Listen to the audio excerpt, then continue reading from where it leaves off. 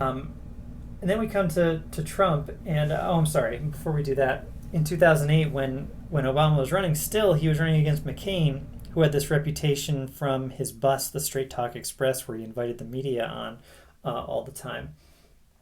And he was able to do this because he was an unknown. But in 2008, McCain was the presumptive nominee, and when he became the nominee, he restricted access to the press a lot more. And when he did that, he kind of lost a lot of his mainstream appeal. But he was actually winning in 2008 when the financial crisis crash really occurred in October. And at that point, there was only one, maybe two presidential debates left. And at that point, the expectations were actually higher for McCain and lower for Obama, because it was assumed by everyone that in this time when it was a relatively even race with McCain slightly ahead, most predicted that Obama would win simply because he was a member of the non-incumbent party. He was the leader at that point of the out party. That during the during the Bush administration, McCain was essentially taking all of that baggage onto his campaign, and so he wasn't able to cross the finish line on that basis. And in 2012, he was able to run a Rose Garden strategy to a certain degree. He still traveled a lot, but he used the kind of incumbent strategy that Clinton did and that Reagan did successfully. But Trump, in 2016, I don't know how much of this I need to recount, and I don't really have time actually. But I'll just say that Trump made this transition in politics. He did what the first Bush had done, and what Nixon had done even earlier. He talked about law and order. He talked about crime. He talked about all of those implicit kind of racial code words. But then he also talked explicitly about race. He talked about affirmative action. He talked about immigration, and he had a lot of derogatory things to say about a lot of different people, and yet he was able to capitalize on his kind of not only what people perceived to be his rhetorical courage to say these things, but also he focused his attention on manufacturing jobs being lost as a result of NAFTA, which is something that Ross Perot did before 1992, in 1992.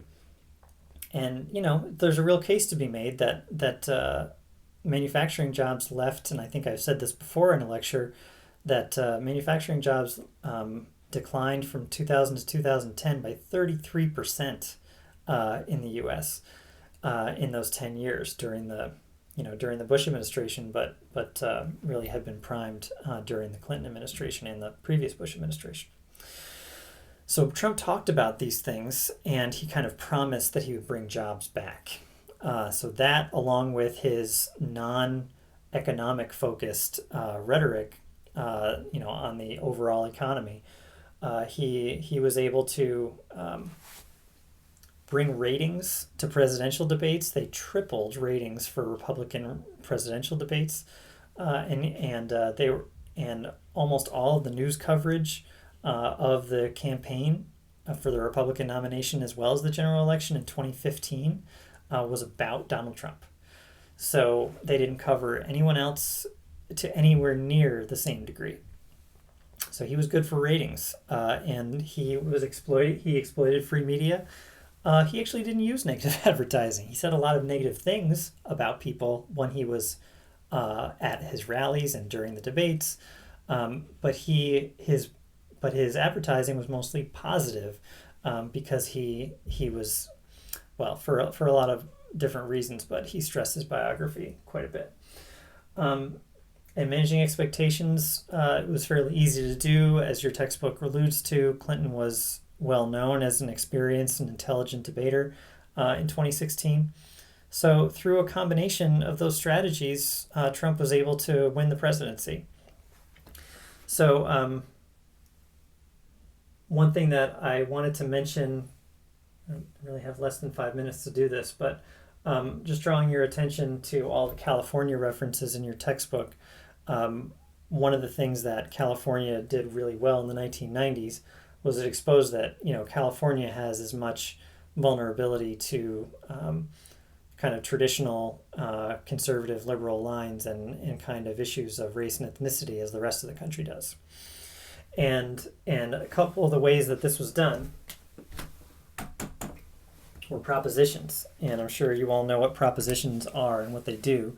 But they're initiatives, citizen initiatives, usually put on the ballot by different groups, and possibly as long as they get enough signatures, they can get on the ballot. And these did things like Proposition 184 in I think 1994. It passed the California Three Strikes Law, where if you were convicted of 3 felonies in your lifetime, and 3 violent felonies in your lifetime, you were sentenced to 25 years to life in prison. Something like that. That's roughly similar to what it's. I'm just doing this from memory. And 187 was denying basic social services to undocumented immigrants. And that was 1994. And in Proposition 209, banned affirmative action in college admissions and in state government hiring and policies. So in all of those cases, those were explicit kind of references to race and ethnicity, and kind of enforcing,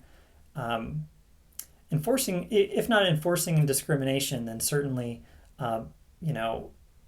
stopping the government from engaging in any sort of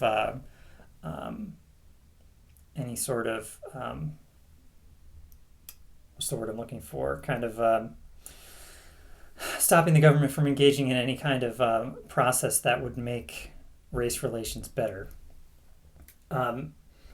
And so, my apologies. And then this year, actually, there is a Proposition 216 to reverse 209. And so, in that regard, it's seeking to kind of reverse that decision that won majority support in California. All 3 of these won majority support in the mid 1990s, but it looks like it's probably going to go down to defeat. I guess I can say that I personally voted for it, but to reverse 209, that is. But you don't have to vote the way I vote. Doesn't matter.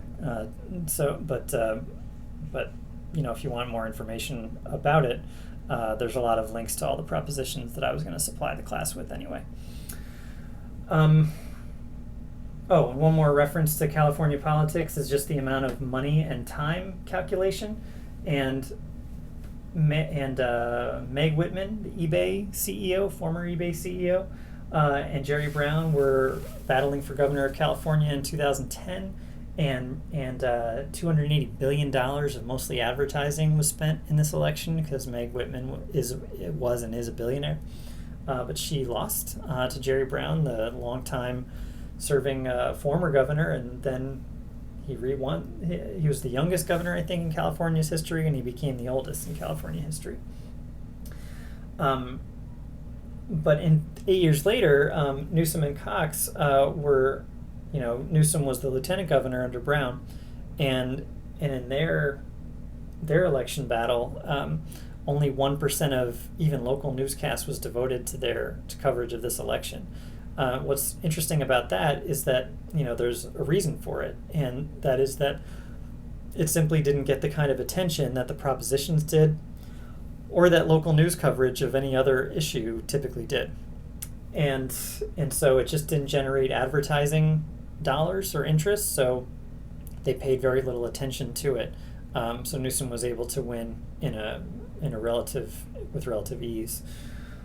And I think I'll talk about Prop 13 in another lecture probably.